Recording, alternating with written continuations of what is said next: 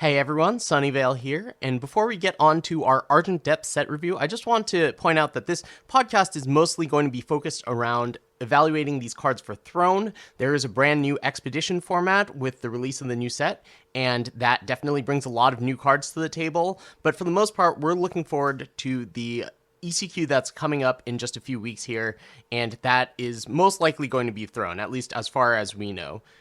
And of course, when the competitive focus points back to Expedition, we'll be talking about Expedition a whole lot more, as we always do. All right, thanks for listening, and enjoy the show.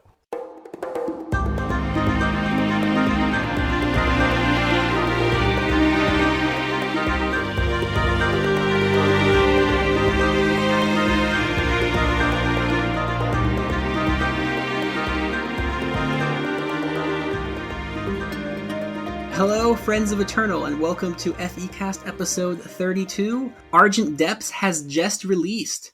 Yes, that's right, the exciting set 9 with a very heavy influence theme has just dropped, and I'm here with Sunny, as always, on the FECast to discuss the new set and our favorite cards from it. Oh, it feels pretty good to have someone do the intro for the first time.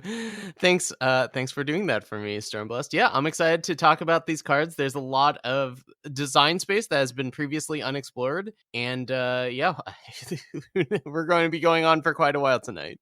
Yes, it's a very exciting set, so we're just gonna jump right in. Because not waste any time on preamble. So just to start, the news obviously is that there is a new set that dropped in. It's pretty exciting. In early July, we are going to have the Throne ECQ, which will be impacted by this set. We don't know specific dates of it, but I expect week 1 or 2 of July. In addition, there is a deal going on right now, the Argent Depths theme deck bundle, where you can get all 5 theme decks. If you want, you can also double dip on the theme decks, where if you buy them all individually first and then buy the bundle, you get 2 copies of each. Each bundle has one of the 5 2-faction legends that are very cool. And if you buy the bundle with the gems, you also get a very snazzy alt art ice bowl, which looks very cool. So, as we touched on last week, and as we were suspecting, Argent Depths is all about the influence. The Direwolf is pushing the design of influence as far as possible. We saw some 4-drops with 6 pips of influence last time, and that's basically the theme of the set. In order to get that influence, we have some new powers, and oh boy, do we have some new powers. Last week, we took at the, I forget what they're called. The vows. Pseudo-Vigilance. Yeah, the vows. And those were pretty exciting, but they waited to give us the Silexes. Silex, right? It's pronounced Silex, yes. So it's interesting because we got vows, and so many people, including myself, thought that was going to be the only new power of the set. But it turns out that there's this other new cycle, and 2 new cycles actually, one of which is exceptionally powerful, the other one is possibly powerful but needs more testing. These vows and Silexes are going to be 2 of the 3 best dual powers that Darrell has ever printed. The best one, of course, is Insignias, but Silexes and vows will be a very close second and third. So the Silexes are a set of 5 power for the Elysian, Rakano, Skycrag, Argentport, and Xenon faction. So I'll read the Elysian one out, and that is the same for each of the 5. Elysian Silex, depleted unless you have time, or Primal. If you have both, create and draw a treasure trove. Gain time Primal. Holy cow. Yeah, I saw these and I just couldn't believe it. Especially in a format with Plunder where you can immediately turn that treasure trove into a power, or there's also increased market access where you can trade that treasure trove out for a real card in your deck. And there's even some loot cards that, just say draw a card and discard a card. Any way to turn those treasure troves into real cards from your deck, you can also play them. So just getting them off of a power is insane. I've always said, when you have a power that, produces power, adds influence, is undepleted, and does something else, it's pretty insane, and that's exactly what these Silexes do. I actually wouldn't be surprised if these end up overtaking Insignias as the most powerful power. I don't think so right now, but I think that this is these cards, I'm worried about the power level. I think they might need to be nerfed at some point. I mean, I don't know really how you nerf it without making it always depleted, or you can't, if you increase the cost of treasure trove to 3/1, you can't do that because that's a fundamental card in the game at this point. Oh, the influence requirement. If you make it 3 times, triple time. Sure. Yeah.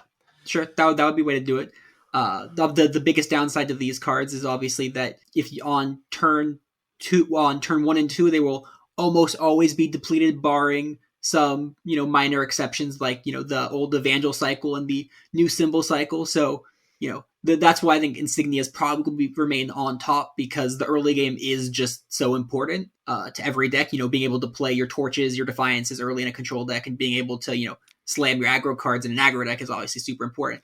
But these powers are really good and actually push, I think, aggro decks in a lot of ways too, not just control decks, because one reason that like Sunny played Mono Fire in the Throne Quarterly that he won is because it gave him a really strong power base where all this power did something. Normally, if you're playing like, say, Stone Scar, your power is just there to supplement your 5/5s, right, for 3. But Sunny was using his power differently. This allows you to use your power in strong ways while also still maintaining the benefits of having 2 factions. I also like these because they push 2 factions harder than 3 factions, because it is easier to turn these on for both ends, both the making them undepleted and getting the treasure trove, than if you play it in 3 faction, where it's a lot harder to make them work.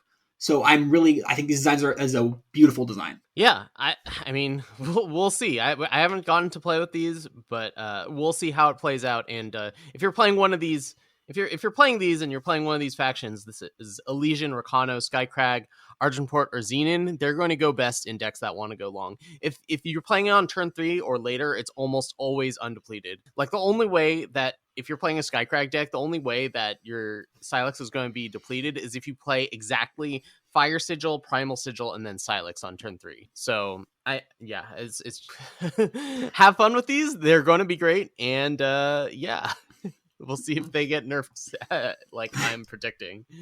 That's a strong prediction, but I wouldn't be that surprised, although I'm not going to call it, because I try to abstain from calling for nerfs. Well, I mean, I haven't played with them yet, but like, just looking at it, I can see the potential there, and I could see that being a possibility. I'm not like 100% sure it's about to be nerfed. It's like, I could really see that being something that happens. Anyway, so we have another set of powers. These are the symbols, and these are commons. They are all depleted. There's a symbol for each faction, and they add double influence of that faction. For example, the shadow symbol, it is depleted, and it adds shadow. So that's going to go a long ways, especially in Expedition, to being able to play some of these cards that have really heavy influence requirements. It also lets you play, for example, there are some cards that cost, there's a cycle of rares that cost 4 but have 5 influence requirements. It'll let you play those on curve. And I think that these are going to be more for Expedition than in Throne for the most part, because it's they always come into play depleted, and that has its own cost associated with it. But I don't know, like, they definitely allow for something that we haven't really had before, and that is, ramping your influence up higher or faster than you typically would with a normal power base. Yeah, so I agree with everything Sunny said. I will say that I think they're more playable in Throne than Sunny's giving credit for, but they are going to see less play in Throne because we have more ways to fix our influence, right? We have, insignias, steeds, banners, crests to choose from, whereas in Expedition we have a lot less options, so they're going to be more force in Expedition. But depending on the deck you choose and what cards you're playing, these symbols can be quite powerful. There's a reason that there's no condition to make these undepleted, because inherently, I believe that gaining XX of an influence is way stronger than gaining XY of influences. I know that's somewhat a controversial opinion. Other people have different takes than me on this, but that's my opinion on the matter. I think it's more powerful because it breaks a lot of the rules of Eternal right now. Because before, if you wanted to get extra influence, you had to play like a Stranger or a Trailmaker. It was very small. And this is just a way to ramp your influence so easily. And different symbols will be better than others. In Throne, for example, Shadow symbol with some cards we're going to mention. Shadow is known for going deep on influence, so having a card that helps Shadow go deep on influence is going to be good, whereas Fire might not see as much play in Throne, barring Flash Fire meme decks. Well, I don't know that they're going to be a meme anymore. We'll see. That's true. Flash Fire is in the draft packs. I've seen it in draft already. Yes. Well, I'm talking about in Throne, but yes, the Flash Fire could be the real deal now, especially with Fire symbol making go up by 2, which is actually not insignificant, especially if you're playing Touch of whatever battle, or no, Touch of Force. Yeah, Touch of Force to give it double damage, because then it increases it by 4 instead of by 2, which is, double dipping. That sounds pretty hot. So, yes, symbols are huge. We're going to move on, though. Yeah, there's another mechanic spoiled, or that was revealed since our last cast, and that is Imbue. So, Mavleft Huntress is a 2-cost 2/1, requiring double primal influence. It has Killer, Imbue, Summon, Plunder. Now, we talked about how good Summon Plunder is. Imbue is a kind of bizarre mechanic. When you play the unit, you have the opportunity to stun another one of your units to give its stats to the unit that has Imbue, and it stays stunned as long as you have the Imbue unit, and the Imbue unit gets those stats as long as the other unit is stunned. So I think the idea with Mavloft Huntress is you play on turn 1 something like a Borderlands Lookout that ends up being a 2/2, and then you play the Huntress, Imbue to stun the 1-drop that you played, and so now it's a 4/1 killer. I think that's the idea behind this card. Have you mentioned you had tried it out? What was your experience with it? So I have tried out. I think it performed, about as expected, which is to say that it performed exceptionally well. If you ignore Imbue, I think the card would still be playable. Just a 2-cost, 2-power killer, Summon Plunder sounds fine to me, right? It can take out a small aggro threat, and it has Summon Plunder. With Imbue, you can even, you don't have to play it on turn 2. If you play it on turn 4 and play it with something else, you can get the big killer attack that turn. And just, the downside of Imbue, obviously, is that your other unit's stunned as long as the Imbue unit's in play, so you're kind of going down a card temporarily. But Mavloft Huntress has the upside of, being able to take out another card of your opponent, so you don't really go down a card. Imbue is a fixed version of the old mechanic Mentor, which is one of the commonly thought of as the worst mechanic in the game, because it's just really awkward. So Imbue seems like a fixed version of that, seems very fun, and Direwolf seems to put out a number of cool designs with Imbue. This is the only card we're going to be discussing from Imbue on this episode, but there's a couple others that seem good even in Throne because of just the way that they take care of the problem of Imbue being sort of a downside mechanic of, making your board somewhat smaller. We actually definitely have another card with Imbue later on. We'll get to it. We have the Elysian one? No. we'll get to it. Okay, we'll get to it. So one other thing is, I actually don't agree that it's a fixed version of Mentor. I think Mentor is just doing something completely different because it's not just gaining stats. But anyway, in any case, except for cards where it's really pushed, I don't think that this mechanic's going to see a ton of play in Constructed, because you are going it down a unit on board in order to make it work. So Huntress, I feel like could see play, and the other card is probably going to see a lot of play.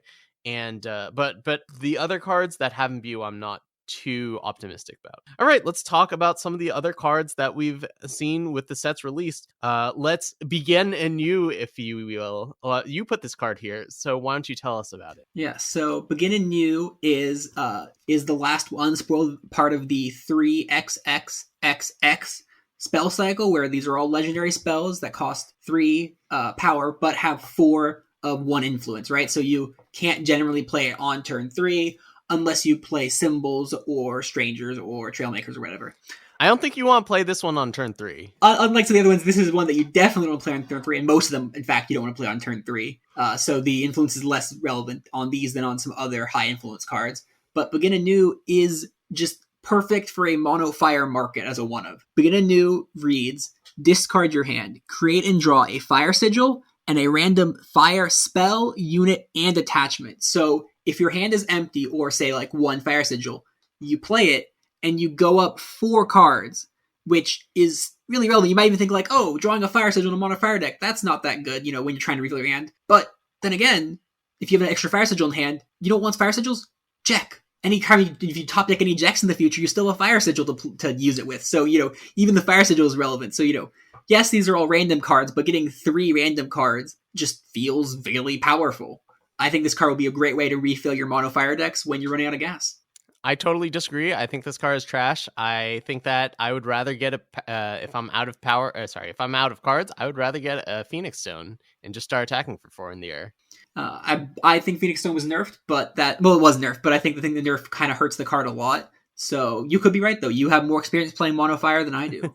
So I'm willing to somewhat defer your judgment, but I do think this card is worth trying out, and I think I think it could get there. All right, the next card on our list is Vadius, Proud Duelist. This is a strange one. It's the 3-cost double fire 3/2. Vadius has Reckless and says when Vadius attacks, the top unit or weapon of the enemy deck gets +2/+2. So Vadius war cries your opponent twice each time he attacks. Summon, play a Steel Fang Chakram on Vadius. So you basically get the Steel Fang Chakram for free, but you're giving your opponents war cries.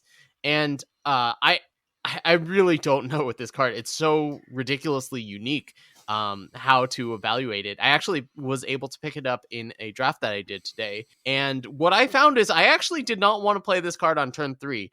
Granted, I think that draft is going to work very differently than constructed in with regards to this, because people just play fewer units and weapons in constructed. But man, I would be scared to try to play this. What do you think? So I think the absolute worst case scenario for Vadius is you play it on turn 3, and then your opponent plays a Master Cartographer or whatever, the 2/1 that draws and discards a card, right? And then you have to attack into it, give them the war cry, and then they trade. That's sort of worst case scenario. Best case, average case scenario might be that it does actually trade with something, gives you back the chakram. The war cries can potentially go range from, mostly useless to sort of generically not great to, I don't care because my opponent's playing a unitless deck or something. If everyone's on unitless, this card's completely absurd. Oh, yeah. Well, even then, I'm not even sure it's better than something like Milos or Thunder of Wings as far as 3-drops go, because it doesn't have charge. That's true. Like, attacking for 7 is a big deal for sure, but I mean, that initiative is also a huge thing, especially when you're playing Fire. I'd also like to point out one more thing. Fire is the faction that cares most about opposing stat lines, right? Like, there's a huge difference between someone playing a 3/3 and a 4/4 when you're playing a deck that is heavy fire a lot of the time. So, giving your opponents access to those stat line thresholds, I think could be a big problem. Yes, but I can always, pair it with Shadow and then, get hard removal. But yes, the Fire by itself, Mono Fire might not want this card as much as say Stone Scar. This card is unique and it's kind of hard to evaluate, but it's really hard to evaluate. It looks like it could be exceptionally powerful, but could also just be a dud in the end. It's hard to know, and that'll have to, maybe if you're light on Shiftstone, you might want to wait to let someone else test it. Otherwise, go for it because it could just be really good. It looks fun at the very least. Okay, so moving on, those are, there's not as many fire cards that we were interested in, especially because a lot of the good ones were spoiled ahead of time, like all of the Plunder Fire stuff was spoiled before the set dropped. So, well, we should mention we're mostly talking about rares and legendaries here. There were a number of fire commons and uncommons that actually caught my eye. Like for example, the Fire 2-drop that gets has Overwhelm. It's a 2/2 and gets plus attack equal to your Shadow Influence. Like a few of these fire cards look like they actually might change the landscape of aggressive fire decks. Like so we'll see. But like they're going to be, I don't know. I think their like applications are going to be pretty subtle compared to some of the rest of these cards. There were also some cough volatility 5-drop spell hits, but we're not going to discuss those either. So. Yes, that's right. I'm refraining from discussing my volatility hits. There was a couple of them even spoiled, but I'm going to refrain for this 1 week, aside from mentioning it here and now. So moving on though to our time cards, we have Ubsot the Savior. He is 4 time. And yes, I did count on my fingers to make sure I hit all 5 time. It didn't go more or less. So it is a 4-power 6/5 with when the enemy player plays a unit, you gain 1 health. Summon. Silence each unit in the enemy player's hand. This card seems really good. I played against it once. They were playing mono time even. They played like a symbol early. They played on turn 4 or like turn 6, I think. And they silenced my hand of 3 Helios and a Gentle Grazer, which I didn't get to play because it was their turn and I couldn't play because how ambush works. And it's big and it can even gain you life. Obviously, the biggest downside is that it has heavy time influence. But yeah, I think the card seems like a reason to go into heavy time. Yeah, this is part of the quintuple influence 4-drops, and I think this is probably the best one. Units in Eternal live and die by their abilities, right? Merchants, Zhou, Ikaria. Just think of any unit that you would play in. Well, I disagree Eternal. on the Zhou. I disagree on the Zhou part. Zhou is oftentimes just a card to put in the market. So if you silence Zhou, it doesn't impact him as much as the others. But yes, that's true. But like it's a huge blow for it to lose its abilities, right? Yeah, no, it's still impactful. It's just less impactful than Ikaria. Okay, fair enough. Yeah, fair enough. All right. Anyway, in any case, the ability to silence every unit in your opponent's hand, that's a big deal. And unlike Gar, which is a similar effect that people were playing for 5 power, this one is huge and it can attack the turn after you play it. It can attack and block like any normal unit, whereas Gar was shifted for 3 turns before it actually, And was a able to 2/1, become. where Yeah, this is a 6/5. exactly. Yeah, the 4 cost 6/5. This is huge. So like I think this card is excellent. I don't think you even need to play it in symbols, even if you just play on turn 5. And well, actually, heavy time decks playing on turn 5, that might not. If you're playing even time decks, definitely. Ooh, I didn't even think about that. Yeah, It costs Anyway, even keep amount. your eye out on this card. I think this is the real deal. So moving on, we got a couple cards that fit my fancy a little bit for my Xenon love. These are 2 6-drops with ambush in time, although one's not really a 6. So we have Shadowlands Wanderer, a 6-cost time 3/5 with ambush, and it has summon gets flying this turn. So you play it, you can block a flyer, which doesn't sound that great. Wow, that's like an understated card for 6. What? And it only gets flying once, but it has a secondary ability. It costs 1 less for each of your shadow influence. So if you're doing a Xenon deck with heavy shadow, say if you're playing Katra, for instance, the new legend Katra, we'll be discussing that later.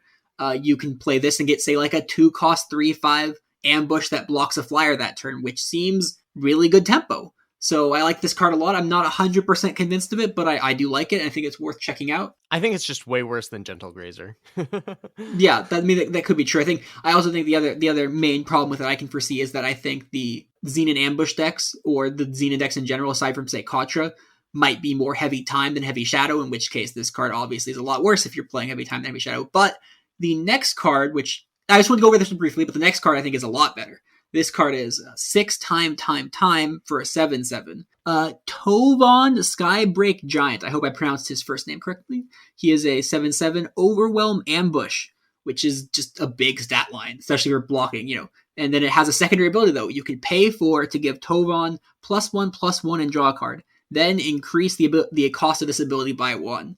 So the obvious play line is you play this, block a unit or a relic weapon, and then next turn, when your turn starts again and your power becomes undepleted, you can then pay to draw a card and make it an 8/8. So this card seems really good, and I like a lot. I've already tried out some Xenon ambush decks, and this guy was a house. He drew a card. He wiped out the board. I played Curtain Call to have a 10/8 lifesteal, although Curtain Call's a minor bug right now, but still seems really powerful, especially with ambush. And you have the Plunder guy that makes ambush cards cheaper, so he can cost 5. Pushing influence anyway, so his influence isn't even that much of a concern. I like this card a lot. Yeah, I think that this is a big step up from, what's the Penta time card? Zumacan, right. I think this is a pretty big step up from Zumacan. Doesn't have warp, but has still the same stat line. It's easier to play, I think, because you don't need quintuple time. I really have to wonder about that last line of text. Then increase the cost of this ability by 1. Like, was it too good in testing that they had to include that last line? That's such a weird line of text to include on a card, right? That is weird. I have to guess. I think that's maybe it was too good, but also it could just be they don't want time to have so much cheap card draw. Personally, I think you only need to draw 1 or 2 cards off this anyways before it becomes absurd, so it's not the biggest deal ever. But yeah, it is kind of a strange line of text. Yeah, so anyway, I think this card seems pretty good to me. It is just a big, dumb time fatty, but I think it's good enough to do the job that you want to do. If there is like a mono time deck, this is the type of card you'd want, because usually when you're playing mono time, you're just totally dead to something like Harsh Rule, and this is way better than Thundering Karasaur, one of my favorite cards, at dealing with Harsh Rule. So yeah, I look forward to trying this one out. You heard it here first. Better than Thundering Karasaur. Yeah, well, Thundering Karasaur was like never actually really playable. So I know that's the joke. That is the joke. You know what they say about good jokes, right? All right, so they're funny to only the person who says them. Right. Okay, so next card. This one is a really interesting one. Bring to Justice. 0-cost spell. Triple Justice. Silence and stun an enemy unit. If you have an Aegis, silence and kill it instead. That is a really dangerous card to print, I have to say. Anything like any effect that costs 0, especially if it's something that's capable of taking out a unit.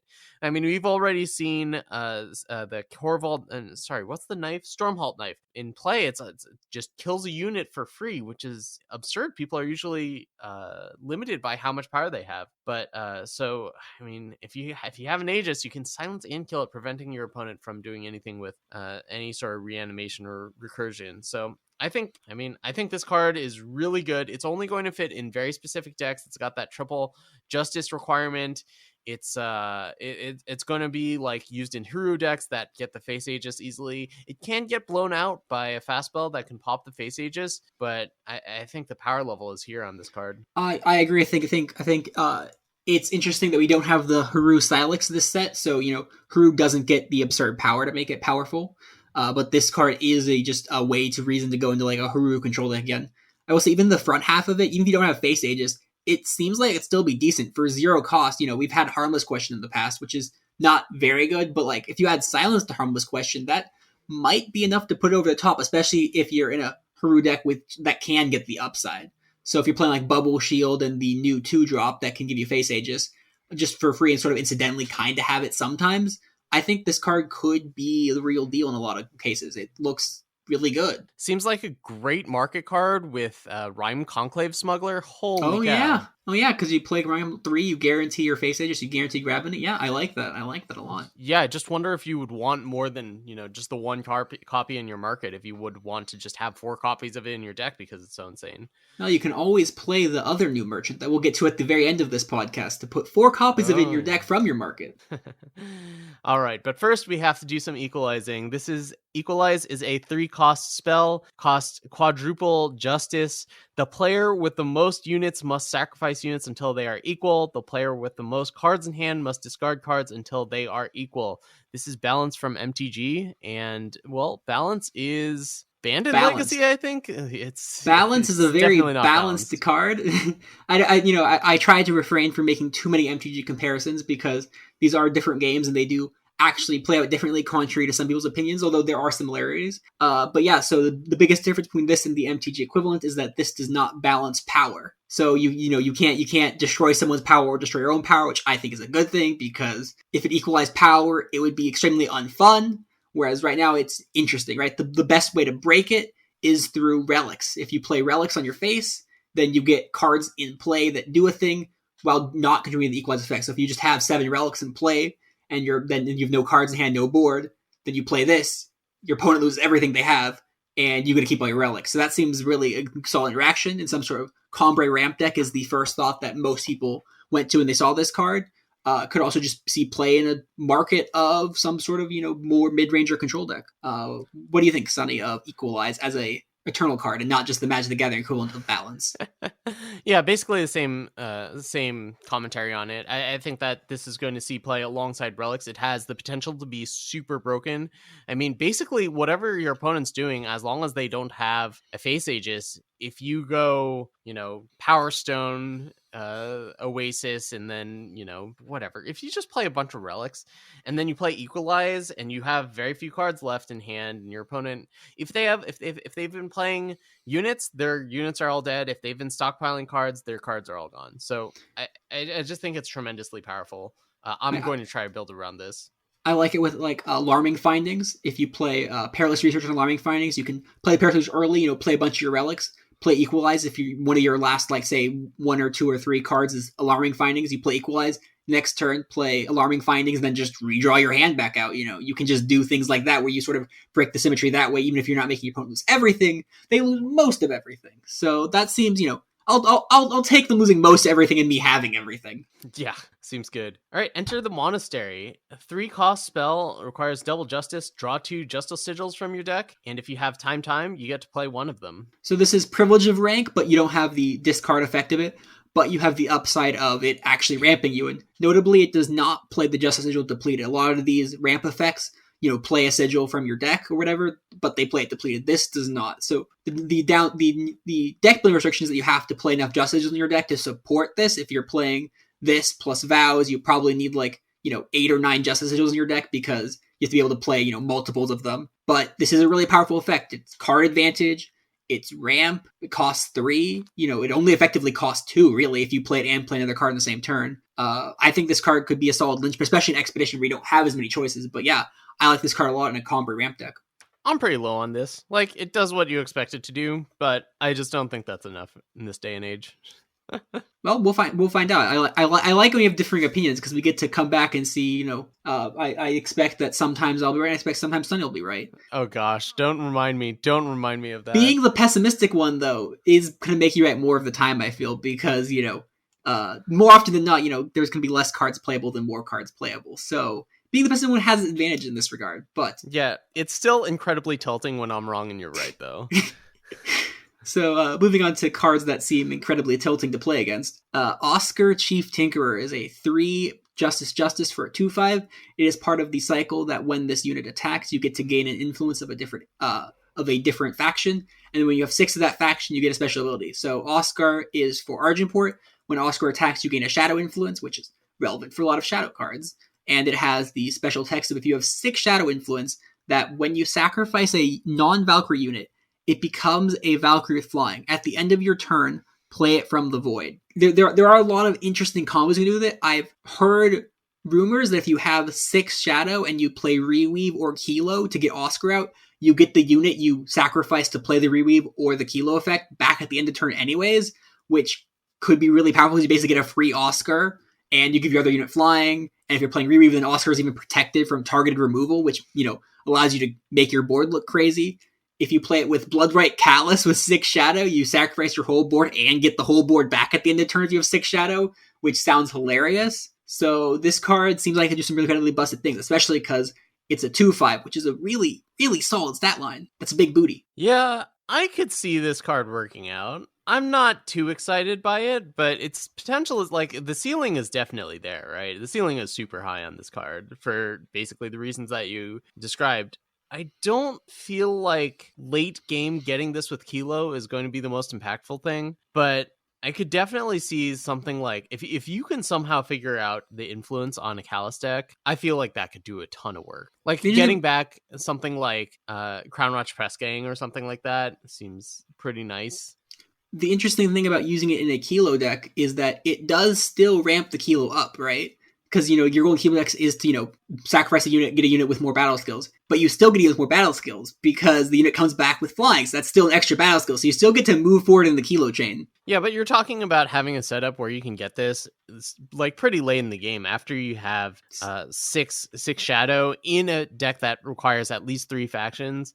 Like yes. That seems if it just doesn't seem like enough payoff for the for the hoops that you're jumping through to get this. I'd be more convinced with it as a Reweave target or a 1-of in the Kilo deck than as a 4-of in that deck. But I think it could really make decks go off. But yes, I think this card it's gonna need some iteration. It's not a deck that can just snap your finger and build super easily. Correct. We're going to take a quick pause here to plug a few things. First off, if you're not already a part of the Friends of Eternal Discord, I strongly recommend it. It's the best place to get better at Eternal.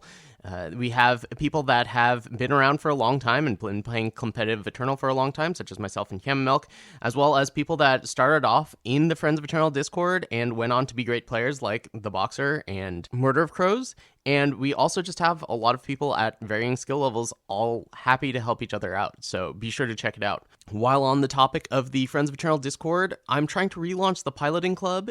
Basically, it goes like this. If you drop a link to a video of yourself playing, I will personally go through and make as many comments as I can on what I think that you can do to improve your play.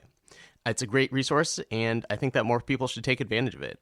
Finally, Friends of Eternal and FECast would not be possible without our generous patrons over at patreon.com. If you would like to help support FECast and be like these wonderful people, you can go to patreon.com/Friends of Eternal and consider donating. So a huge shout out to Outside Bava, Sigma Tank, Work Done Son, Camomilk, Chrissier, D-Dub, and Yeast Out for their generous contributions to FECast. All right, back to the show. All right, Onto another card that I put onto this list, Siphoner Paladin. It's a 3-cost double justice 1/5. Summon, you may sacrifice another unit to play a 3/3 relic weapon or give your current relic weapon +3/+3. I think this is going to be mostly used for the first effect where you play a 3/3 relic weapon. Like, this card's obviously not insane, but whenever I would build decks that have some sort of sacrifice theme, I feel like I was always looking for a better sacrifice payoff, and getting a 3/3 relic weapon seems like it could be pretty reasonable, especially when it's just attached to a 1/5. So you play your Slumbering Stone or whatever on turn 1, and then on turn 3 you play Siphoner Paladin. You sacrifice the Slumbering Stone, and then you get the 3/3 weapon and take something out. This isn't going to break any metagames, I don't think, but I feel like it could be a solid role player. I'm gonna disagree slightly. I agree with basically everything Sunny said, but I think my conclusion is very different. I think this card will be nuts, not necessarily because like, oh, you play and the game's over. Like, you know, it's not like Jack levels of crazy insaneness. But I think this card will be like, it will feel really insane, because I think this card will be the linchpin of the Nightmare Gates deck. This card makes Nightmare Gates so much better by itself, because it has a sort of mini Nightmare effects if you already have a good relic weapon in play, but it also gives you a relic weapon for your Nightmare Gates. It does both things, as well as being a 1/5 body, which can help protect your relic weapons. And, Nightmare Gates already wants to sacrifice units to get, buff your relic weapon, right? So it kind of does the same thing, just differently. And it provides a unit to sacrifice, provides a big body to break your relic weapons. It's a common. I think this will be a really solid linchpin that holds the whole Argentport Nightmare Gates deck together. Yeah, I suppose you can probably play this and then Nightmare Gates on turn 3, right? So yeah. Then you have a 7. Well, if you have the influence, obviously. Right. But then it's an 8/8 relic weapon. Yeah. Or if you play like the 2/3 unblockable last turn, you can make it a 5/6 unblockable the next turn. Yeah, but doesn't that the 2/3 unblockable cost 3? Yeah, I'm saying you play on 3 and then turn 4 you play this. Yeah, I mean, I guess that kills someone in like 3 shots if they can't take care of the relic weapon. Especially because you can then, play Nightmare Gates or a second copy of this. Like the other thing is that this card stacks really nicely, where if you play 2 of them, you get the 3/3 weapon, and then the second one makes it a 6/6 weapon, or, a 6x weapon, because you probably hit something. Yeah. So I think this card will be like it will never feel completely busted to play, but it will be the linchpin that if the Nightmare Gates deck is good, this will be the reason why. So moving on to other cards that make the Nightmare Gates deck better. In this case, this is possibly for, Ratmare Gates, if you're playing Rat Cage with your Nightmare Gates. This is Gates of Hope. It is the new sight from the set, and if you are a long-time listener, you know that I love sights. I love sights so much, so obviously I had to talk about it today. This is 5 Justice for a 5 health legendary sight. It has the passive text that when one unit attacks, you gain 1 armor, which I think means if you attack with 5 units, you gain 5 armor. Is that right? Is that how that works, Sonny? Sounds like it. I haven't played with this card yet, because I've been playing with other things like Xenon and other cards I'll mention later. So this has Kistava's Agenda. It has Harmless Question, Inspire, and Strength of Many. Harmless Question is stun an enemy unit. Inspire is draw the top unit or weapon of your deck gets +1/+1, draw a card. And then Strength of Many is give one of your units +X, where X is the number of units you have. And then it makes Cassava, the unit that got played off of the old legendary spell. Cassava is a 0/6 lifesteal that has attack equal to your armor. And whenever you regain life, you gain that much armor. So there's a lot there, but just to sort of go over it all, this site protects itself by stunning an enemy unit. It has already 5 health, so it protects itself that way. It has Inspire for card advantage, which is relevant if you're wanting to get, say, a relic weapon that could benefit from extra attack and extra armor. And then it has the Strength of Many, which the reason I say this is for Ratmare Gates is that rats will have a bunch of random attackers on the ground, like Severin or rats, that can attack to gain the armor, and can benefit from all the modes, protecting itself, protecting the relic weapons, drawing the cards, and Strength of Many is useful if you have like 5 rats in play to make a giant unit and attack with it. So I think this card does a lot for that deck. I think it's at odds with itself. I think that if you have that many rats in play, you can do something better than to play a site that just kind of durdles around and plays Strength of Many for a while. Like, I feel like this card is Wump's masterpiece. No, it's not Wump's masterpiece. Thudrock's masterpiece. Ilgin's Workshop?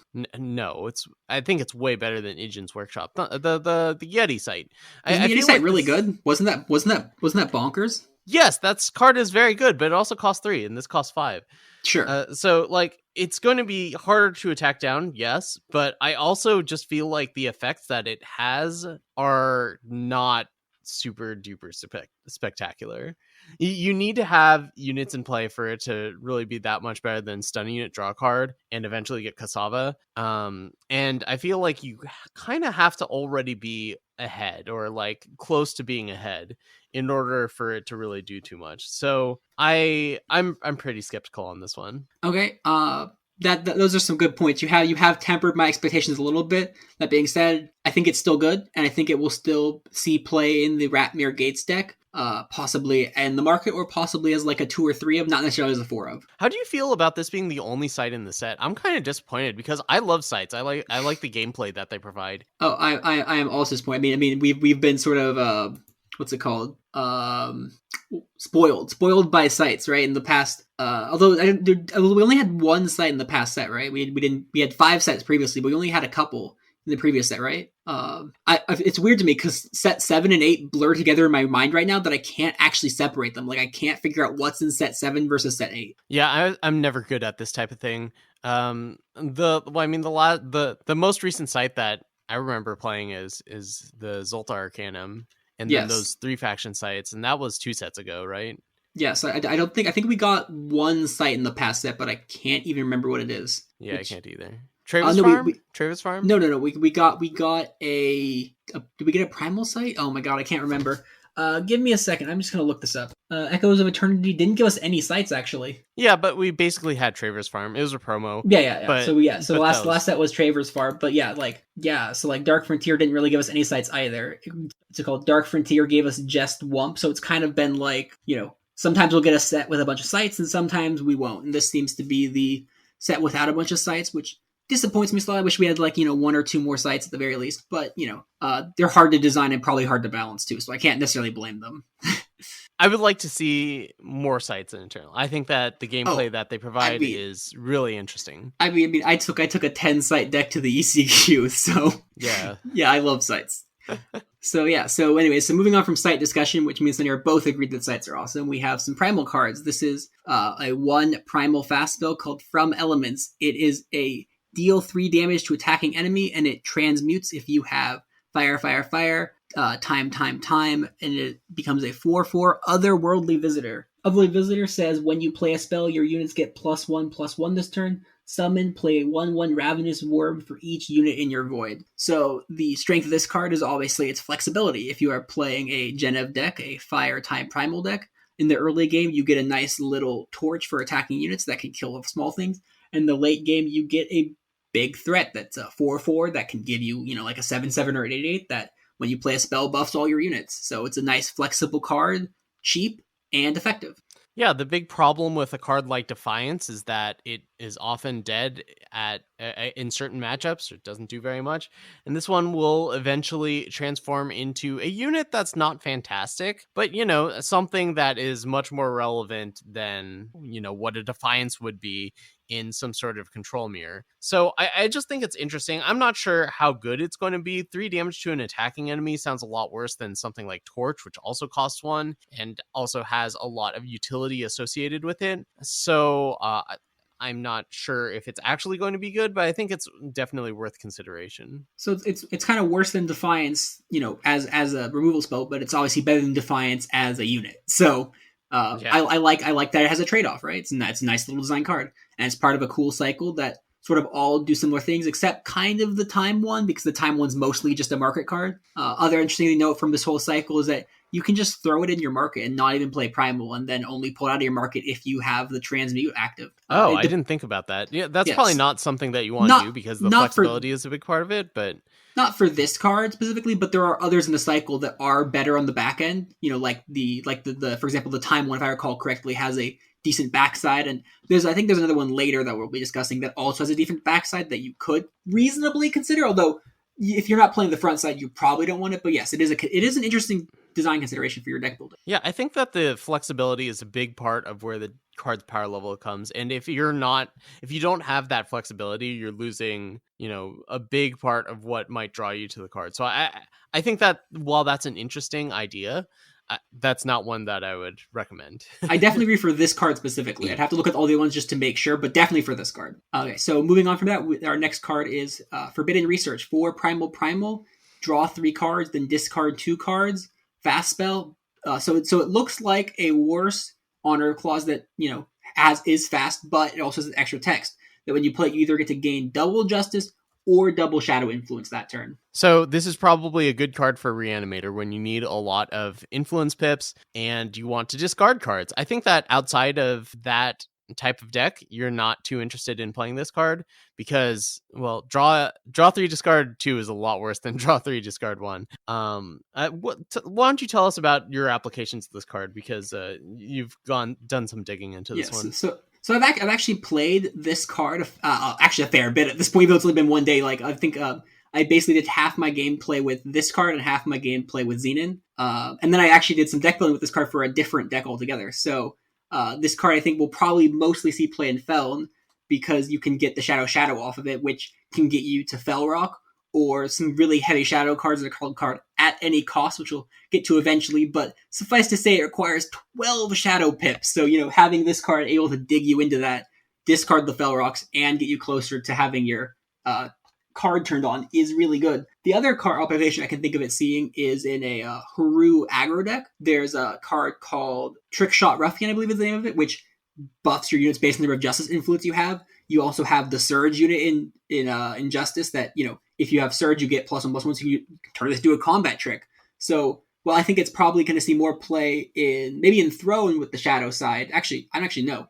I'm expecting Shadow side to see more, but I could actually see both sides of it. I think it's probably one of the best cards of its cycle, especially because, surprisingly, it's the cheapest card. It's the best one. Wow, who would have thought? But yeah, so, especially best in Reanimator with Fel Rock or with at any cost, because then you get to utilize both the discard aspect and the influence aspect, but it seems really powerful, especially if you have, Fader Echo going on. So I like the card a lot. Yeah, my opinion is that it's only going to see play in Reanimator decks. It does seem like a good card for that deck. It does a lot of what that deck wants to do, but if you're talking about putting an aggressive 2-drop and trying to play this card, I don't think that's really where you want to be. I don't necessarily think so either, but I think it's worth trying out because, again, this sort of effect and the gameplay that Eternal is pushing with this set is so different than what we're used to, right? Heavy influence mattering to this extent is just so different. Before, it was basically can you get 3 of anything? Get XXX, YYY. It's I'll just play some power around. This set's Surge and these really heavy influence costs. So I'm not 100% sure about how this card will play out in every situation because of its unique gameplay design that Eternal's pushing, and I really like that. I like the fact that we get to explore these areas. All right, our next card is From Beyond. It's another one of these 1-cost cards that has a transmute. This is a Shadow 1-drop spell, I guess. It says choose a unit or spell with cost 3 or less from the enemy player's hand. They discard it. Transmute time, justice. You get a 4/5 Mava, Walker of Aeons. Is that correct? Looks close enough to me. Mava says the first time you play another unit and the first time you play a weapon each turn, draw a card. Summon, put all units and weapons in your void in your deck with +4/+4. I actually think that the front side of this card is phenomenal. I mean, sorry, I'm going to bring a Magic comparison again, but Inquisition of Kozilek is a very similar card. It's very, very, very good. It was a powerhouse in Standard and it was a modern staple. I don't think it ever saw that much play in Legacy, but maybe some. Anyway, it has basically the same effect and saw a lot of play, so I would expect this to be good as well. And the downside to a discard spell like that, the fact that it's a bad top deck, well, that is not the case in From Beyond because you get a 6-cost 4/5. So we've already had a similar card for this in Eternal called Shakedown. Shakedown has a different dimension to it in Nightfall, but it does discard more things because it discards anything that costs 3 or less. But the thing is, most things will be units or spells, right? This won't hit a site, and it won't hit an attachment. But most of the things you're going to want to hit are units or spells in most matchups anyway, so that's not the biggest downside. But this card has an amazing upside compared to Shakedown, whereas, not giving Nightfall is huge if you're not an aggro deck, right? You don't want to give your aggro opponents the chance to redraw their cards. And then having the upside of late game turning into an actually kind of powerful unit. If you're playing, units and weapons in your deck, right? This can trigger twice. If you play a unit, it'll draw you a card. If you play a weapon, it'll draw you a card. It's not unit or weapon.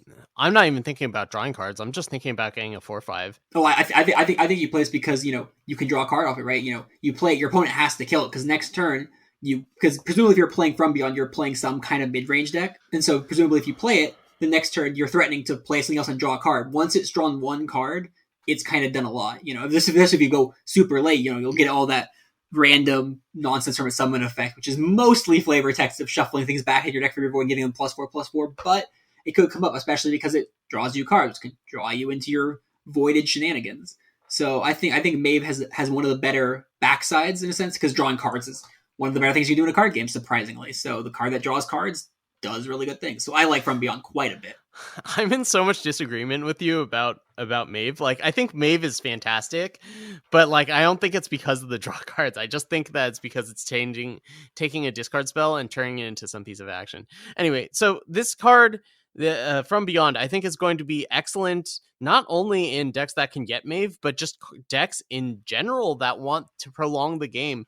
This type of trading resources is great for decks that want to go long. I mean, if you take their 3-drop, they play a 1-drop, they play a 2-drop, you play this on your second turn and you take their 3-drop, and then you're holding up Defiance or something. That's fantastic. I don't think you even need to have the transmute for this card to be useful. And then once you do have the transmute, I think it's just fantastic. You think this card you think Maeve would be playable if it was just a 6-cost 4/5 no text? Yes. Okay, fair enough. So the next card you like a lot. Why don't you tell us about it? Oh, I love this card. This card's so fun. It's 3 shadow. So it's part of that cycle of 3 XXXX spells, legendary spells. This is a fast spell, unlike the fire one from earlier. This is called At Any Cost. It has decay, lifesteal, deal 3 damage, fast spell.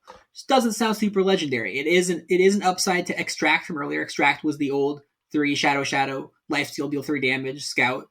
This is fast compared to slow, which is a lot better for a removal spell. And it has decay, which is a lot better than scouting. But this card has this other insane piece of text.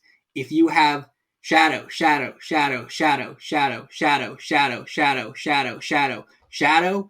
shadow, so you have 12 shadow influence or more, it'll deal 12 damage instead with decay and lifesteal. So you can double tap your opponent, just kill them with 24 damage to the face with this card. Or early game, use it to keep you alive against an aggro deck, and also randomly prevent, void shenanigans. If they have like a Sandstorm Titan and you need to hit it, turn Sandstorm Titan into a 1/2, which is, basically effectively killing it with decay. So I think this card is phenomenal. I think this card is worth building around, playing the Forbidden Research, playing the Shadow symbol. I think this card is going to be really good. Yeah, I don't think this card's very good. I think it's worse than Desecrate. Ooh. I mean, this card has, this card, Desecrate deals you 3 damage. This card gains you 3 life. And I think it does more than Desecrate in a lot of situations. Like yeah, most of the time, if you hit Sandstorm Titan with Desecrate, it kills it outright. But isn't making Sandstorm Titan a 1/2 effectively the same thing as killing it? Doesn't this make Sandstorm Titan a 2/3? Like, am I doing my math wrong? Oh, yes, it does. Sandstorm is a 5/6. I thought it was a 4/5. Of course. Why would Sandstorm be a 4/5? Of course. You're right. It does turn Sandstorm into 2/3. But, okay, well, if you take a 4/5, it'll make it a, whatever. And it's stopping, I think also stopping the Void shenanigans is also very relevant, right? Desecrate doesn't stop Void, where this, does stop Void shenanigans, like the next card on our list, which we're going to talk about later. But, you can't recur things, or if you recur them, they're a lot smaller. So I think this card is really good and worth playing for. Yeah, I don't think this card's very good. Oh my goodness. Getting up to 12 influence, yeah, sure, you can build around it, or you could just play cards that are good on their own. Ouch. I think that this might see play in a mono shadow deck or something, where you are just passively getting the influence, and then in the super late game it becomes deal 12. But I am so skeptical about this card being better than just one of our already good removal spells that we haven't thrown. I mean, if you're playing Forbidden Research, because you want to play Felrock and stuff anyways, right? You can slot this in pretty easily. But that's what we'll see, right? I mean, it's day one. It's hard to really tell. But the next card, me and Sunny are both in agreement that is a good card. So don't worry, guys. We agree on some things. This is 4 shadow for a 1/1 Wisp. It is Twin Spiteling. It is deadly unblockable, and which is wow, that's terrible. But it has summon. Play a Timekeeper, which is the old card from set 0, with power and toughness equal to your time influence. So if you have 4 shadow, time, you get a 1/1 and a 4/4. Yeah, and it gets bigger as the game goes on, and it continues to grow after you play it. So I think this card's pretty good. I'm not exactly sure where it's going to lie on the power level. Like, it's definitely way better than Marazin's Disciple, right?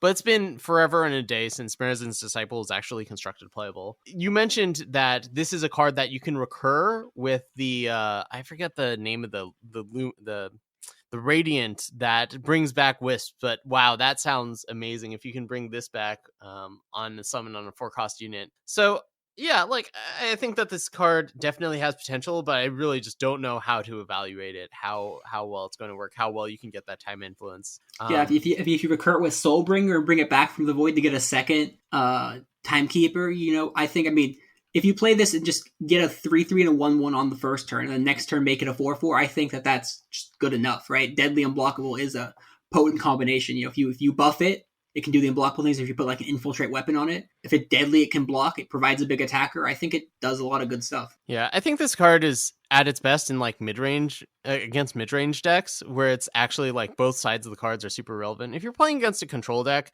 sometimes the 1/1 deadly might not be that useful. I guess if you're playing against an aggro deck, just like having 2 blockers that can trade with things, that's pretty good. Yeah, I think this is going to be a good card. Yeah, I'm in agreement there. Okay, now on to our multi-faction cards, and I think that's where the real cream of the crop of Argent Depths lies. There's a lot of multi-faction cards.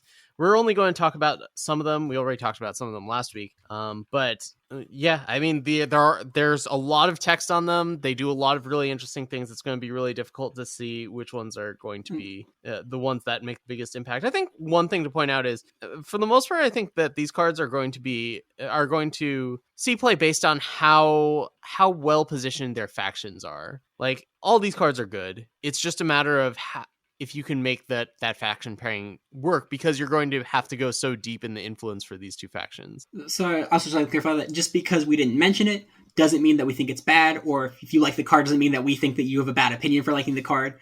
There's just a lot to talk about, and there's so many cards to talk about, and these are just the ones that stood out to us as sort of the most interesting to talk about right now. There are a couple even here that I was like, should I mention it?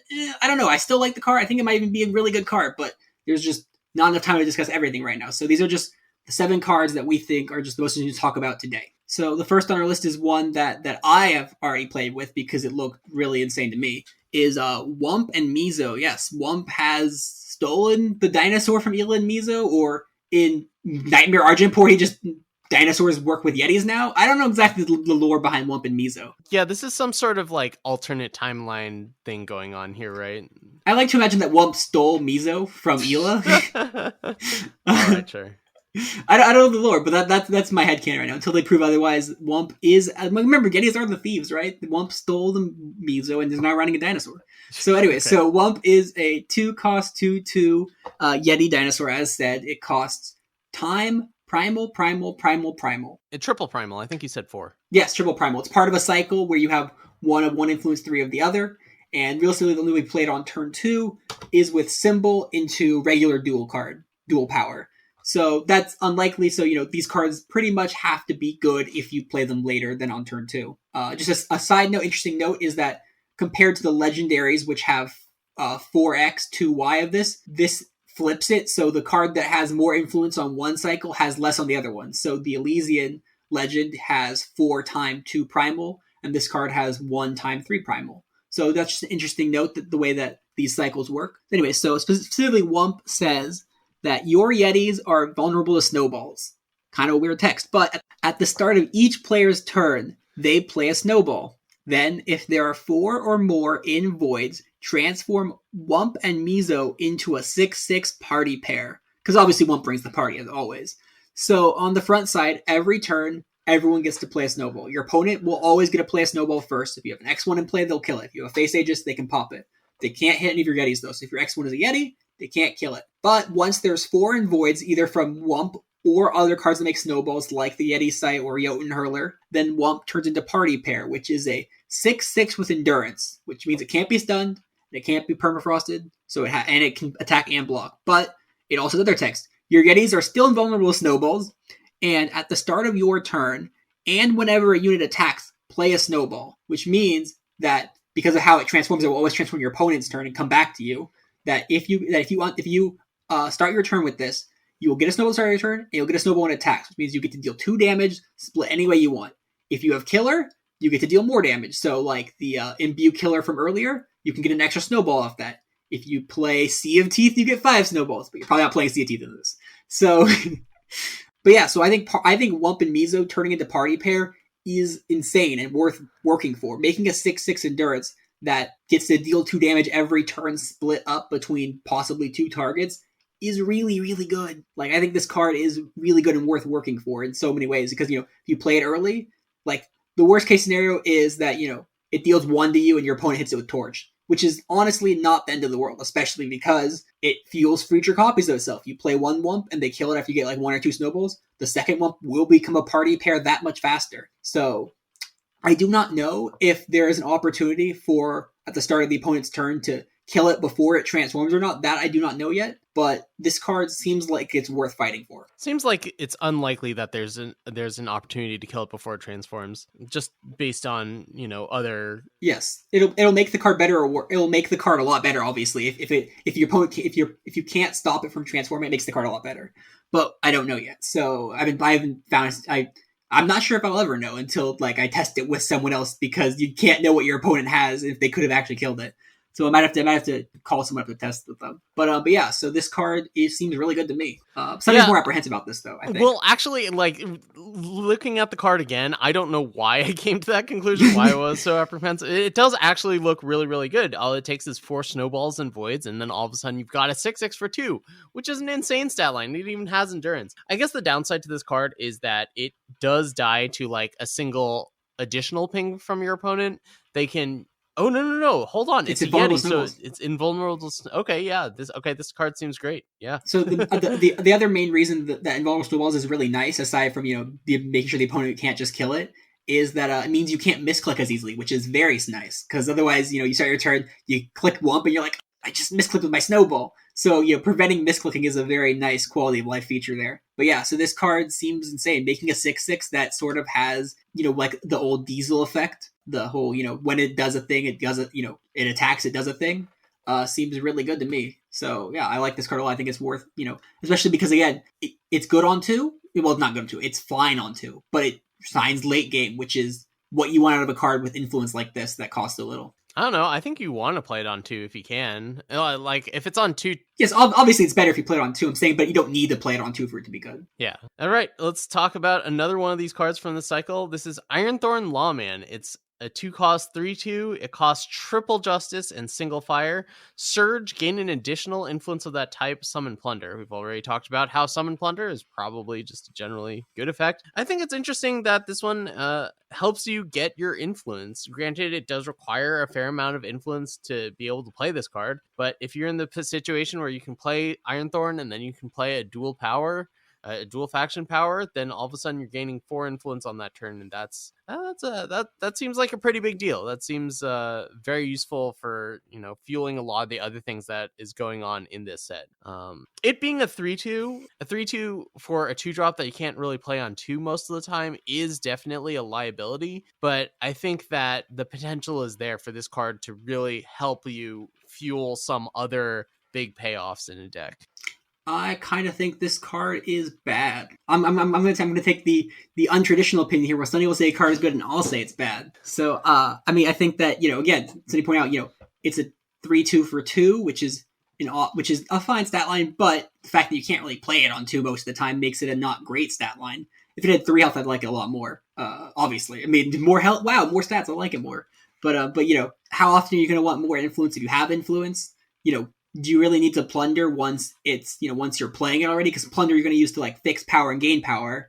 But if you're playing it's probably turn 4, you might already have another power or 2 in hand. What are the odds that plunder will even be that good? I don't know. Surge, you already have your influence. I guess you could, the main use I can see for it is a combo deck with Reap. Because if you play this and you play Reap, you get double influence. You get 10 influence at once, which is really stupid and probably not very good, but very fun. So, I'm not convinced by this card, but but yeah, influence is weird now. Influence matters a lot more than it used to.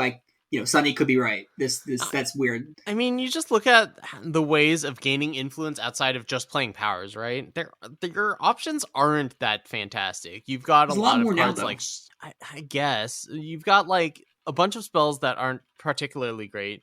You've got like strangers. Maybe it's possible that just Rakano Stranger or whatever is better than this because you can't expect to get more than one activation of the Surgeon here. So that we could just be in a world where set one strangers are good again. That's a possibility. But it just does something that I think that you don't have a lot of access to in the game right now, and it fuels one of the key mechanics of the set. Anyway, that's why. So the part that I think is awkward about it, I just remembered why I think this card is awkward, is that it's hard to get the influence, right? So the turn you get to play it out, you're like, yes, I finally got the influence to play it. You probably don't get the surge effects. You have to wait another turn to play it, and then your power to finally get the surge effect. You just have to wait so long to play it. Yes, that is true. That's all I got. So this next card is one that I agree that this card looks really interesting. This was 2 Justice Primal for a 3/2. We have a new Anaya Master Sleuth, and then this is a Gunslinger, which could be relevant. This is a 3/2 with Aegis, and you can't lose Aegis. Well, Anaya has an Aegis. Summon, you gain an Aegis. Being a 3/2 is like, oh no, you're playing a 2-drop on turn 4. Oh no, it's a 3/2. That's so low health, but it has Aegis, so it can't die that easily. Then you get an Aegis, which is relevant because, hey, guess what? There's another card that has triple justice influence that cares if you have Aegis. This card has triple justice and gives you Aegis, so they combo together to let you kill anything. Plus Aegis is really good. We now have so many Aegis 2-drops in Justice and Expedition. We have, I think, 4 Aegis 2-drops. I'm not even kidding. We have like 4 Aegis 2-drops in Haru in Expedition right now, which is hilarious to me. Yeah, there are a lot. There's just like a bunch of ones in Justice. I mean, I think this card is the enabler that you want for the face Aegis strategy, right? There's a few things that care about face Aegis, apparently, and this seems like one of the better enablers alongside Rhyme Conclave Smuggler. And Bubble Shield. Yeah, geez, I forgot about that one for a second. Yeah, so this does... I mean, what can I say? It's resistant to removal.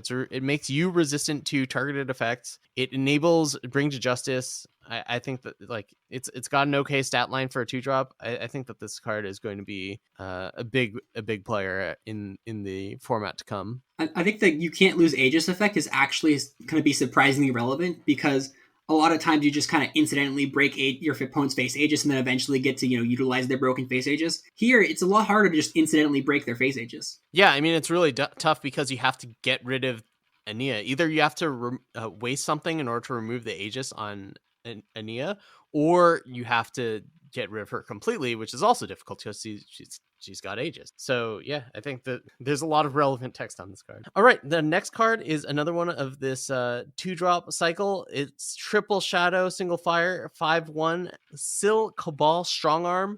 It's got decay for some reason on a 5/1. That doesn't make a whole ton of sense to me, but whatever. One of your units with 5 attack or more dies, play 1/1 Vampire Bat with flying and lifesteal. I think this is a nice bit of sweeper protection for aggressive Stone Scar decks. And I mean, I don't know how easy it is going to be to get your units up to 5 attack, but I can imagine a situation where, like, for some reason you're playing Cookmaster in this deck. If you play a Cookmaster on turn 2 or whatever, you play in this on turn 3 and then you attack for 5 because you drew 2 cards. I don't know where a lot of this stuff is coming from. There's that other 2-drop in Stone Scar that could potentially have 5 power. Anyway, I mean, if you're playing the other 2-drop that the 2/2 Overwhelm that has plus X equal to your Shadow Influence, well, if you're going to have this on the board, which you'd have to have for the 5 power to matter, then it would be a 5/2, right? Because it would have 3 Shadow Influence at very least. So then it would definitely be a 5/2 Overwhelm minimum. Yeah. So by itself, Sil is a 5/1 that when it dies, you get a 1/1 Vampire Bat. So, if you have nothing else, it's just Entomb, make a Vampire Bat, which is not great, but it has an interesting stat line. 1 health is a little, but Decay, I think, will be surprisingly relevant, right? It probably kills most things, although makes the Stormtide an 0/1, which, basically killed. This time it basically kills it, right, Sunny? You keep on talking about Sunstorm Titan as if it's a card that's seen a lot of play lately, and it totally hasn't. It's an Expedition. Oh, okay, I didn't know that. Yeah, they moved it to Expedition. Wow. I bet a lot of new players are going to have fun with that. Oh yeah. What's up with this 5/6 endurance? For 4, oh my god, it's so broken. Yeah, that's exactly what we were all saying when we started playing the game. Everyone Yeah. thought so. Anyway, like I just think it allows for you to attack into situations and trade off your unit, but get a vampire bat to afterward. And then it also, like, if you get swept up, at least you have some unit on the table. 1/1 vampire bat is not, like, obviously it's not fantastic for an aggro deck, but you always want to keep the pressure on the board in a deck like this, and this is something that helps you do that, protecting your units from removal. I'm not 100% convinced by this, but I want it to be good because it looks very fun, and it looks like it'll be interesting to play against because it's got a lot of dimensions to it. So I hope Sunny's right and that I'm wrong. On to the 4-drop cycle. These are the legendaries that have 4 of one influence and 2 of another. We have Marley, Heroic Marshal. Requires 4 fire influence and 2 justice influence. Marley is a 4/4. Summon, you may silence an enemy unit or kill an enemy relic. Surge +2/+1 and overwhelm this turn. So I can imagine situations where you play Marley to silence an opposing unit or, kill a relic. It does something when it enters play, and then the turn after you play a dual influence power and you attack for 8 overwhelm. Seems great to me. Someone pointed out that she dies to Jack, and that is definitely true, and definitely something that is something that you have to watch out for in this day and age. But I just feel like you get enough upfront that's something that you're okay with, and then if your Marley goes unchecked, you can do a ton of damage on the following turn. So I'd just like to point out that, with an influence like this, you might not be able to play it on turn 4, and you might be like, oh no, I can't play on turn 4. It's obviously better if you play on turn 4 and it stays unchecked, but if you play it on turn 5, you can hold open Finest Hour or Bubble Shield, and then you can dodge Jack and or other removal spells. So in that sense, this card is nice no matter when you get to play, especially because, Summon Silence the unit has been known to be a powerful effect. We've seen on Valkyrie Enforcer to good effect.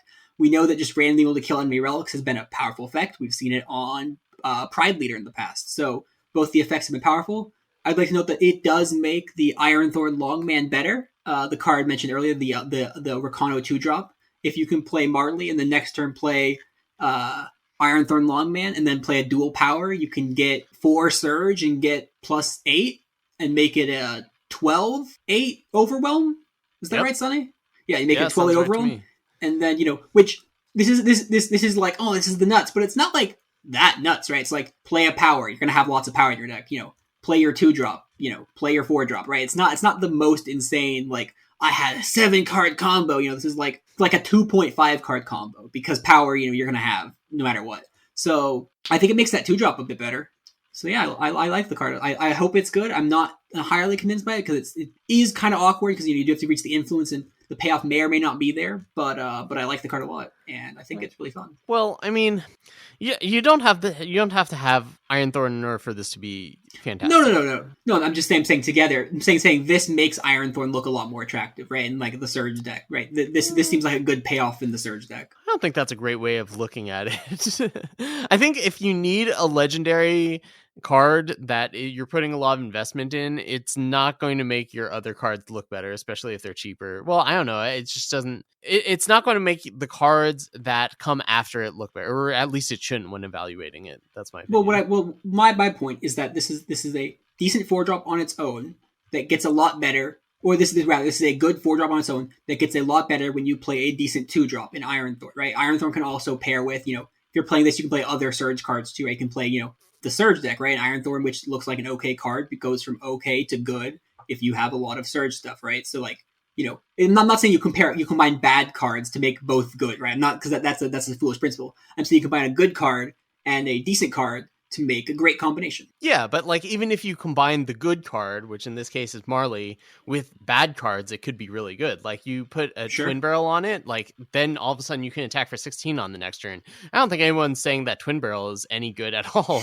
right? So like my point is, like, when you're evaluating cards and you have this card that is good, you shouldn't try to evaluate other cards based on how it interacts with that card that you already know is good. Does that make sense? It's like why I thought that Carve It was not good. Here we go again, right? Oh my god! Don't bring up Carve It. That's like your worst card evaluation mistake of all time. Do you mean my greatest triumph? Yes, I do think that's what you mean. It literally won like 3 ECQs and like made like top 4 of a throne ECQ. Okay, my point is, people were saying that Carve It was great with Vara. Well, Vara was great on her own already. You didn't need to add a 6-drop to the equation. Anyway. I think synergy is worth talking about. I think that synergy is an important consideration when evaluating cards. But, I think both ways of evaluating cards have their advantages and disadvantages. When the synergy works out, when you can combine like 2 good cards and make an insane combination, then you've hit the jackpot, right? If you can like evaluate the cards at that angle. But you don't want to be evaluating a bad card and a good card to be like, oh yeah. So I think both styles have their merits in different situations. But moving on, I think we've discussed the Rakano card enough. We have Bhutan Death's Reach, a 4-cost 5/2 in Stone Scar with quad fire, double shadow.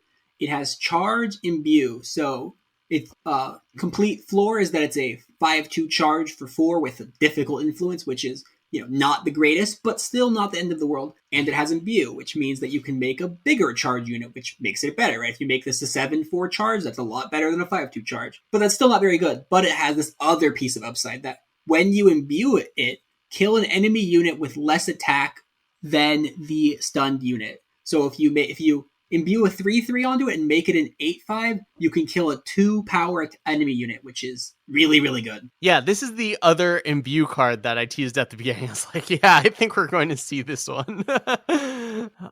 So people are saying that this is going to dominate constructed, that Stone Scar is just going to destroy everything, and they might be right. This does seem like one of the best cards of the cycle. If you can imagine, I don't know how you're getting the influence for this, but doing something like Syl into Bhutan, oh my goodness, you're attacking for 10 and you kill basically anything that your opponent has. You could even kill a Sandstorm Titan with it.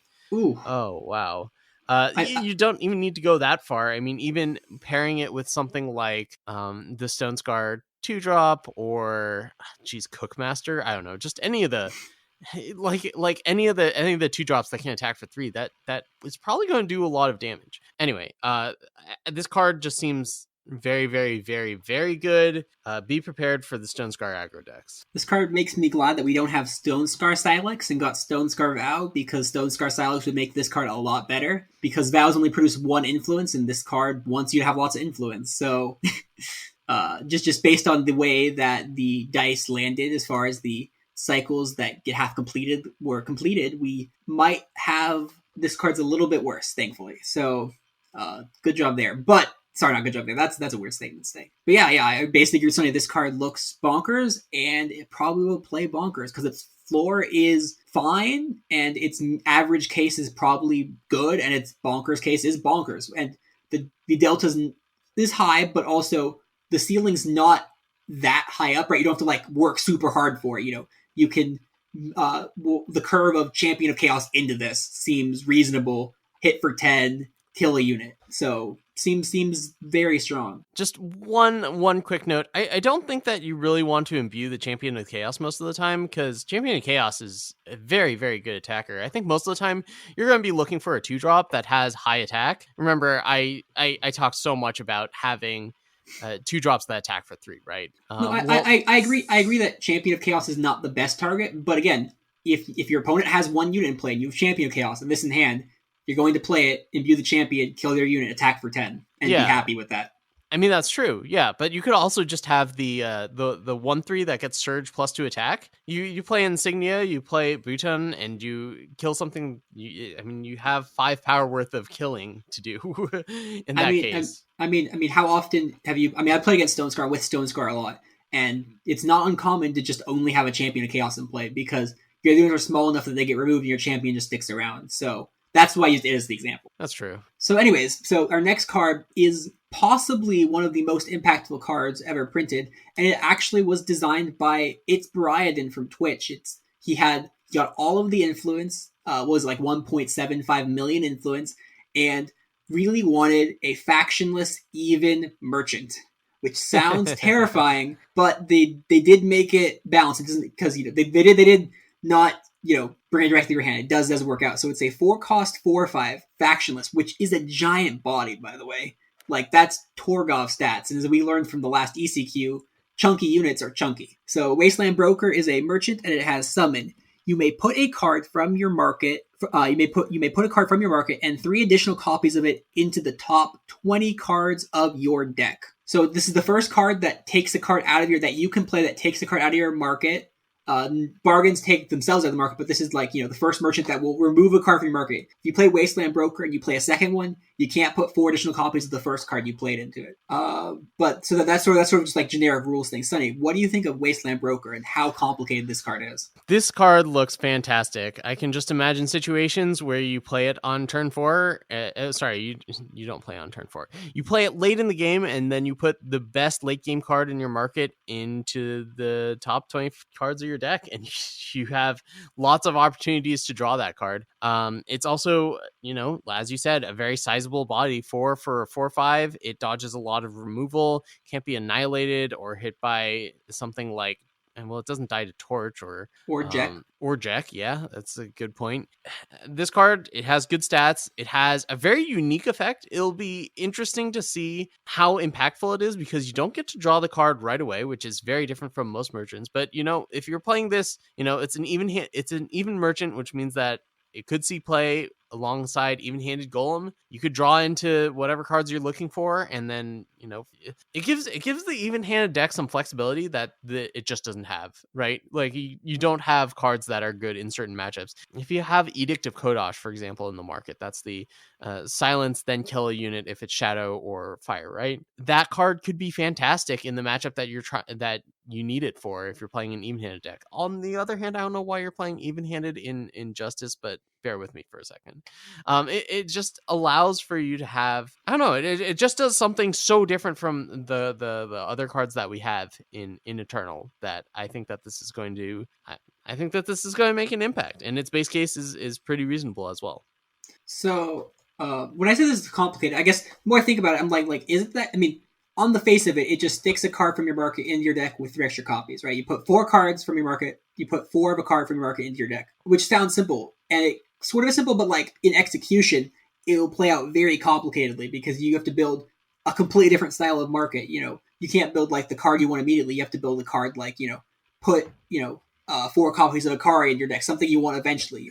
It's for a different style of deck. You probably won't be playing this in an aggro deck because you want the card immediately, whereas in a control deck, you can wait on it, right? It functions against control even, because you can stick, say, Backlash from your market into your deck with 4 copies. In a long game, you might want extra copies of Backlash than just 1. This card can get you that. You can also do weird things like, if you have 4 cards or 4 Zos in your main deck, you can play a regular merchant, an old style merchant, put the Zo or Kari into your market, and then use Wasteland Broker later to put it back into your deck with 4 extra copies. It seems incredibly interesting, incredibly skill testing, deck building testing. It's just a wild card with that. Because it has such a large body, a 4/5 for 4, if you have to play it on turn 4, you're not even that sad against an aggro deck, right? If you just have to play it, or against a control deck, because it will put pressure on the board. It does things. It's just one of the most interesting skill testing cards in the set. Props to Baradin for designing it. This looks great. I can't wait to try it. He worked on it. I was privy to a little bit of the some of the process. I tuned some streams, and I over on Discord and stuff. I heard some of the original designs and how Direwolf iterated with Baradin, right? So it wasn't just like Baradin made a thing. He worked on it with Direwolf, and together they were able to create this really interesting card that might even be too good. I'm not one that, I guess I talk about nerfing cards more than I'd like, but I could see it going to like a 3/4 or something maybe. I've only played it like a couple times today, and it's way too early to tell. But just in a control deck, in a mid-range deck, I could see this card being just obscene. It's so complicated and so skill testing, but I love it. I hope it's not unfun to play against in the future, though. That would be awful. I really hope that. I could see it being just miserable, maybe an even. So, interesting note though, you can play odd cards in your even decks now. You can play in your market, and then you can Wasteland Broker the back into your deck. That's true, but it also shuts down the effectiveness of your even-handed golem. Yeah. I don't think that's going to be something that happens too often.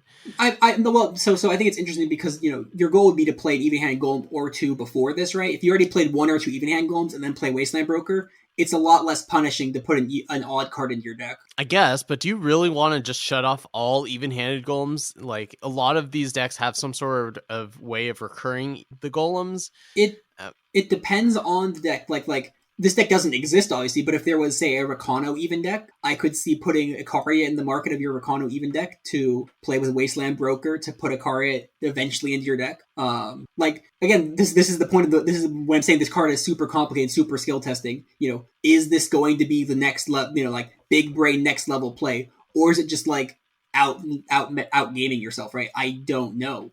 I think you're out gaming yourself, as you so often do. I would just like to say carve it right now. You're not going to change my opinion on how I feel like I evaluated Carve It.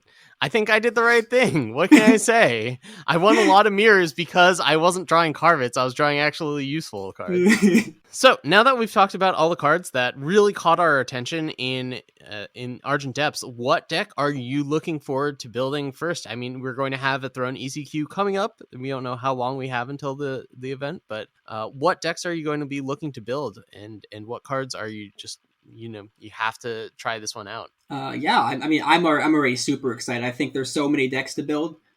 Earlier in the pre-show we were discussing things, Sunny said that, you know, because of the heavy influence, he's not sure how many of these cards will show up in like one deck, right? You know, you can't play like all of the cards in one deck because they're so heavy in influence. And I was like, my opinion is that that's a good thing, because that means, you know, there's more decks to try, right? If every deck gets, you know, 2 or 3 new cards to potentially test with and potentially play with, I think it's a good thing, because that means there's so many different decks to play with right now. And that seems like what we want, is like a really diverse set of decks to play with. And I think that's going to be really fun to work with. So I'm excited. Are you guys all excited? I assume you're excited if you're here. If you listen to this far, you're probably excited. Anyways, this has been a while. I'm Stormblessed. That's Sunny. Until next time, stay in the friend zone.